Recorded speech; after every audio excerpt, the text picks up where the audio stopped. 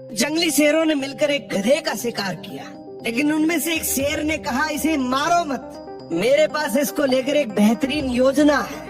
उस योजना के तहत शेरों ने गधे को अपने साथ रखा, उसकी देखभाल करके उसका विश्वास जीत लिया। फिर एक दिन उसे वापस गधों के समाज में भेज दिया, पर इस बार वो गधा एक गधे की तरह नहीं, बल्कि वो एक शेर के समान गधों का राजा बनकर वापस आया था, जिसके पीछे सभी शेरों का साथ था। इसलिए बाकी सारे गधे इससे डरने लगे और उसके खिलाफ बोलने से कतराने लगे।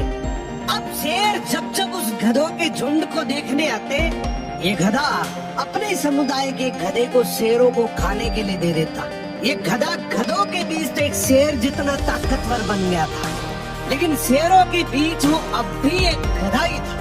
ये अपने जैसों पर तो राज करता था, लेकिन ये एक ऐसी ताकत से जुड़ा हुआ था जिससे वो बचकर भाग नहीं सकता था। इसने हजारों मासूम गधों की कुर्बानी दी, सिर्फ ये सोचकर इससे मैं और ज्यादा ताकतवर बन जाऊंगा। एक दिन ऐसा आया कि सभी गधों ने एकजुट होकर उसका विरोध किया और ये ठान लिया, इस बार शेर जब भी शिकार करने के लिए आएंगे तो हम में से कोई नहीं जाएगा, चाहे उसका परिणाम कुछ भी हो।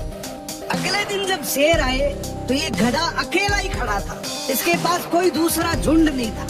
तो गधे ने शेरों से विनम्रता से कहा कि देखो साहब, मेरा खौफ अब खत्म हो गया, मेरी कोई बात नहीं मान रहा। तो शेरों ने डिसाइड किया कि चलो अब तू किसी काम का नहीं है तो तू ही साथ चल ले, आज का हमारा भोजन तू ही बनेगा। इस तरीके से आखिर में इस गधे का भी शिकार हो गया।